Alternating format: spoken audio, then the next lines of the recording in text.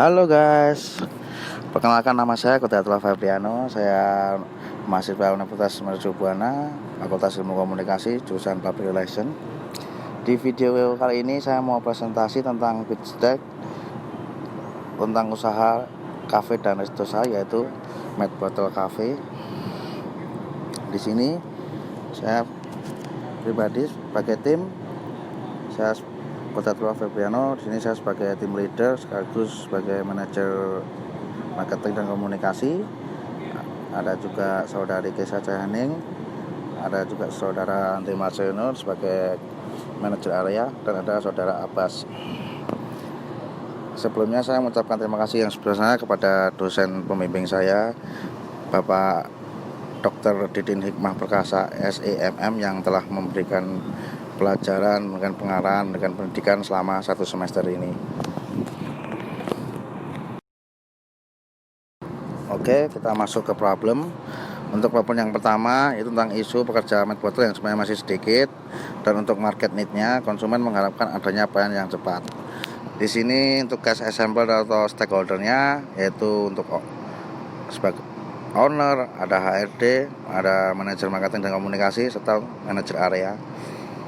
Dan untuk sekarang solusinya untuk efektif strateginya yaitu yang pertama, pemimpin yang dapat menuntun dan mengarahkan pada goals dari perusahaan. Yang kedua, adanya panduan prinsip untuk semua kegiatan khususnya pada visi dan tujuan perusahaan. Oke, untuk problem yang kedua yaitu tentang isu coffee shop yang banyak sudah menjamur di kota Solo, dan untuk marketnya konsumen membutuhkan sebuah tempat dengan konsep yang berbeda dari apa yang sedang tren.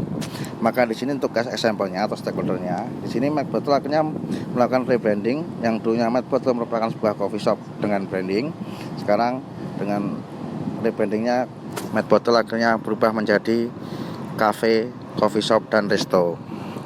Dan untuk solusinya di sini yang pertama ada measurable, yaitu target pasar yang dasar Mad Bottle setelah melakukan rebranding lebih jelas. Yang kedua untuk substansialnya, pemilihan segmentasi yang sesuai dengan konsep baru Mad Bottle. Oke, untuk yang kedua yaitu untuk solusinya yang fitur A, rebranding Mad Bottle dari coffee shop menjadi restoran coffee, serta melakukan pemindahan tempat atau lokasi yang jauh lebih strategis dan lebih luas yang dapat menjangkau semua lini pusat kota Surakarta. Untuk fitur B-nya, menyajikan lebih banyak pilihan makanan ke konsumen, karena dulunya coffee shop ini lebih banyak menyajikan olahan kopi.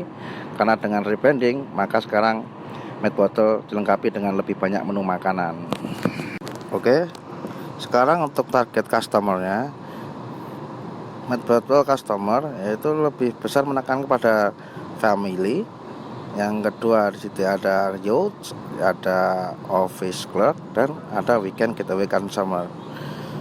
Dan untuk segmentation and tool marketingnya di sini lebih menekankan untuk accessible-nya, yaitu manajer marketing dan komunikasi yang lebih berperan. Yang dua bawahnya ada owner dan ada HRD dan manajer area. Untuk advertising sama juga, di sini lebih menekankan pada manajer marketing dan komunikasinya. Untuk direct marketingnya untuk saat ini lebih seimbang antara owner, HRD, manajer marketing, dan manajer area. Sekarang kita ke market sizing-nya. Untuk targetingnya di sini lebih besar menekan pada konsentratnya. Yang kedua ada differentiated, yang ketiga ada undifferentiated.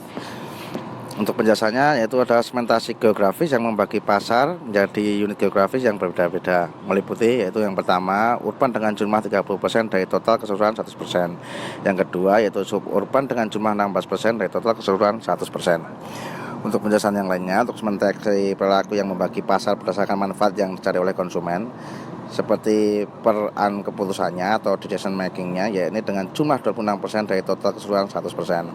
Untuk segmentasi fisiologisnya yaitu bagaimana konsumen melakukan sesuatu yang ditujukan untuk menunjukkan sesuatu dalam diagram ditunjukkan dalam gaya hidup, yakni dengan jumlah 20% dari total keseluruhan 100%. Di sini masih ada market sizing-nya, tapi lebih difokuskan untuk penentuan target pasarnya. Di sini targetingnya adalah yang pertama untuk undifferentiated, yaitu tidak mendiferensiasikan segmen pasar. Ini sudah dilakukan oleh Mad Bottle sehingga persentase jumlahnya hanya 20% dari total 100%. Untuk yang kedua, differentiate-nya itu penargetan terhadap banyak segmen pasar dan masing-masing akan melakukan pendekatan yang berbeda. Persentase jumlahnya itu sekitar 30% dari total keseluruhan 100%. Serta untuk konsentratnya yaitu fokus pada segmen tertentu dan membutuhkan pengetahuan yang besar tentang kebutuhan konsumen dalam setiap segmen, yaitu Medbottle memiliki kefokusan segmen pada famili atau keluarga sehingga persentase jumlahnya 45% dari total keseluruhan 100%. Oke, sekarang kita ke kompetitor atau positioningnya, yaitu di sini Medbottle mempunyai direct kompetitornya, yaitu antara di sini ada untuk restoran kitchennya yaitu ada Saffron Resto dan Med Shop, ada Grandis Bar dan Kitchen, serta ada La Taverna Cafe dan Resto, serta Solo Bistro. Sedangkan untuk resto dan coffee-nya di sini Medbottle mempunyai kompetitor yaitu dengan ada Liberica, Kayu Manis Coffee dan Stick, serta Solo Coffee. Serta untuk indirect kompetitornya yaitu di sini Medbottle untuk coffee shopnya itu ada Cold and Brew, ada Pixel Coffee, ada Sekutu Kopi, ada Kopi Joko dan Tanaku Kopi. Serta untuk kafenya di sini Medbottle indirect kompetitornya yaitu ada Tiga Cerat Cafe, ada Momilk dan ada Marrakas Cafe.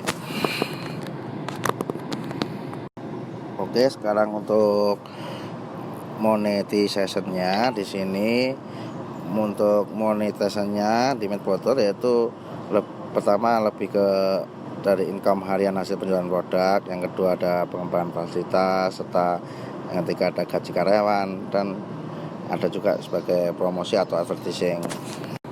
Sekarang untuk milestone-nya dari bulan Februari ke bulan Oktober.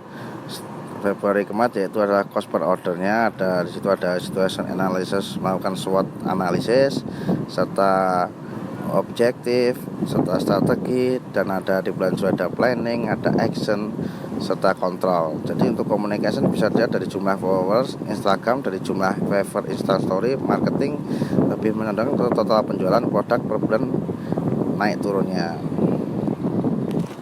Oke, sekarang untuk funding needs and allocation-nya.